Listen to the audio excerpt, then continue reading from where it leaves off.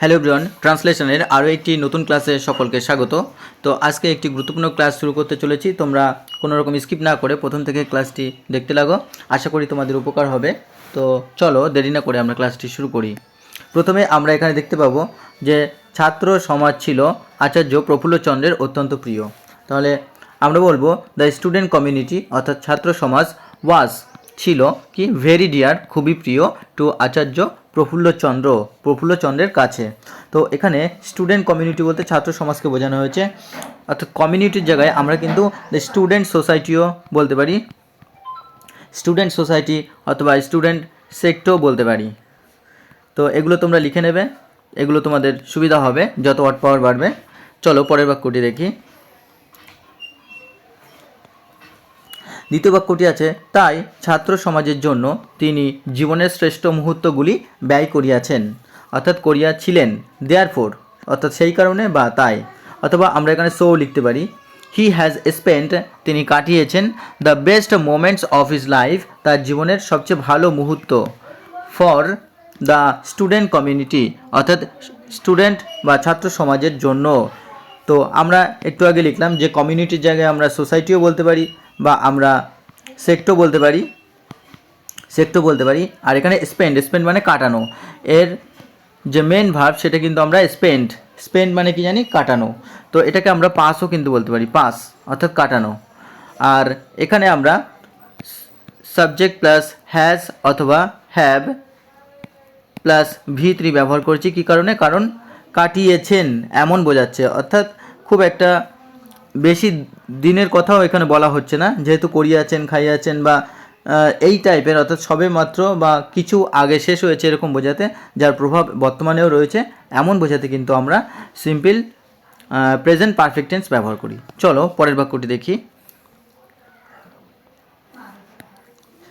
কোনো অভাবগ্রস্ত ছাত্র তার নিকট উপস্থিত হইয়া স্বীয় অর্থাৎ নিজের অভাবের কথা নিবেদন করিলে অর্থাৎ জানালে তিনি তাহার প্রতিকারের ব্যবস্থা না করিয়া থাকিতে পারতেন না। প্রতিকারের ব্যবস্থা অর্থাৎ সেটার রিমেডি বা কোনো ধরনের তার থেকে বেরিয়ে আসার ব্যবস্থা না করে তিনি থাকতে পারতেন না। তাহলে আমরা কি বলতে পারি? If any student came to him তার কাছে আসতো অ্যান্ড টোল্ড হিম এবং তাকে বলতো অ্যাবাউট হিজ নিডস তার প্রয়োজনের কথা। He could not help but make arrangement to remedy them. তো এখানে আমরা দেখব যে এই বড় বাক্যটিকে কিন্তু ছোটো ছোটো অংশে ভাগ করে নিয়েছি। অর্থাৎ if A needy student came to him তার কাছে আসতো কোনো দুর্দশাগ্রস্ত বা অভাবগ্রস্ত কোনো স্টুডেন্ট, তাহলে কি করতো? আই টোল্ড হিম তাকে বলতো অ্যাবাউট হিজ নিডস তার প্রয়োজন সম্পর্কে, তার অভাব সম্পর্কে। হি কুড নট হেল্প বাট, এটা কিন্তু একটা phrase, he could not help but একটা ফ্রেজ, এটার অর্থ হলো তিনি সাহায্য না করে থাকতে পারতেন না। তো এই ধরনের বাক্যকে আমরা কিন্তু প্রথমে সাবজেক্ট বসাই, তারপরে কুড নট এবং কুড নট হেল্প বাট এবং তারপরে ভার্বের 1 নম্বর ফর্ম বসাই, অর্থাৎ থাকতে পারতো না, বলতে পারতো না, খেতে পারতো না, যেতে পারতো না।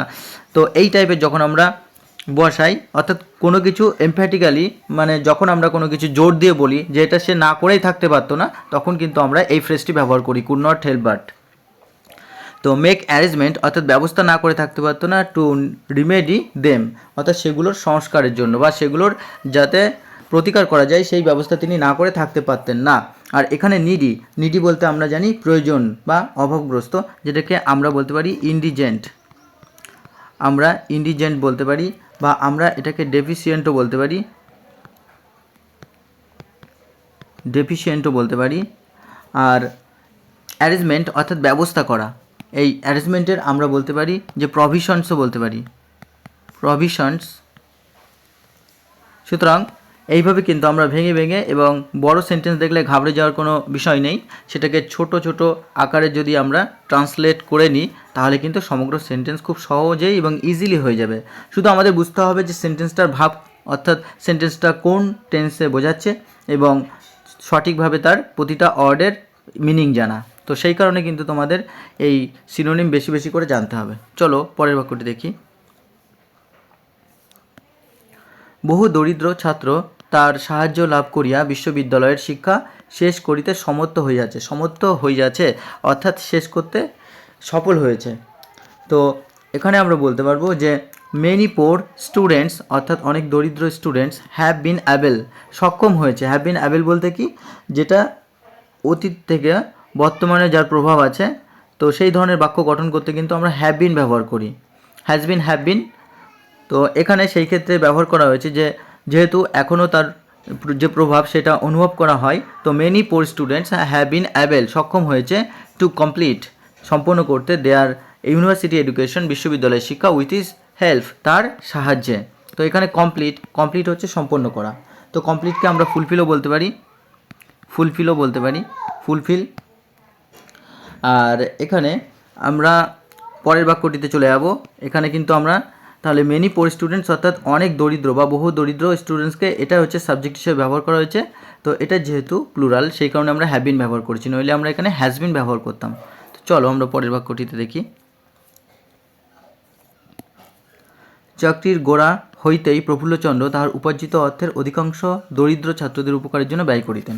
তাহলে from the very beginning of his career, তার চাকরির গোড়া থেকে বা তার চাকরির শুরু থেকেই বলতে পারি আমরা, কি করতেন, Prafullachandra use to spend. Use to কখন ব্যবহার করি আমরা, সাবজেক্ট প্লাস উড, অথবা কি ইউজ টু কখন ব্যবহার করি, যখন অতীতে কোনো কাজ যেটা অভ্যাসগতভাবে করা হতো তখন কিন্তু আমরা ইউজ টু বা উডের ব্যবহার করে থাকি, এবং সেটা যেতাম, খেতাম, বলতাম এই টাইপের যখন হবে। তাহলে স্পেন্ড, এবং তিনি খরচ করতেন মোস্ট অফ দ্য মানি, তার অর্থের বেশি, হি আর্ন, যেটা তিনি উপার্জন করেছিলেন, তার অর্থের উপার্জিত অর্থের বেশিরভাগটাই তিনি খরচ করতেন কি, for the benefit of the poor students, অর্থাৎ যে দরিদ্র স্টুডেন্টস আছে তাদের সাহায্যার্থে বা তাদের উপকারিতার জন্য। তো এখানে আমরা বেনিফিট বলতে পারি, গুড বলতে পারি, ফর দ্য গুড অর্থাৎ ভালোর জন্যে, বা ফেভার বলতে পারি, ফেভার, বা আমরা বলতে পারি ওয়েলফেয়ারও বলতে পারি, ওয়েলফেয়ার।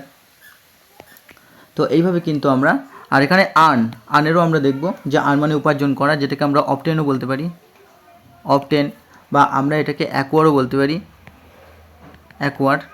তো এইভাবে কিন্তু সমগ্র ট্রান্সলেশনের প্যাসেজটা আমরা দেখতে বড় হলেও বাক্যগুলি আমরা কিন্তু ছোট ছোট আকারে করে নিয়ে সেটাকে খুব সুন্দরভাবে ট্রান্সলেট করে নিলাম। আশা করি তোমাদের ক্লাসটি ভালো লেগেছে। যারা চ্যানেলে প্রথম তারা অবশ্যই সাবস্ক্রাইব করে পাশে থাকা বেল আইকনটি প্রেস করে রেখো, এবং যারা নিয়মিত ক্লাস দেখছো তাদের জন্য অবশ্যই চেষ্টা করবো আরও নতুন নতুন ক্লাস আনার জন্য, এবং ইউজফুল ক্লাস যেগুলো পরীক্ষায় আসে এবং সেই বইটা থেকেই, যে বই থেকে প্রতি বছর কোশ্চেন হয় সেখান থেকে আনার চেষ্টা করব। তো অসংখ্য ধন্যবাদ তোমাদের, পাশে থেকো, এইভাবে আরও নতুন নতুন ক্লাস তোমাদের জন্য আনতে পারবো। তো ধন্যবাদ সকলকে এতক্ষণ দেখার জন্য ক্লাসটিকে।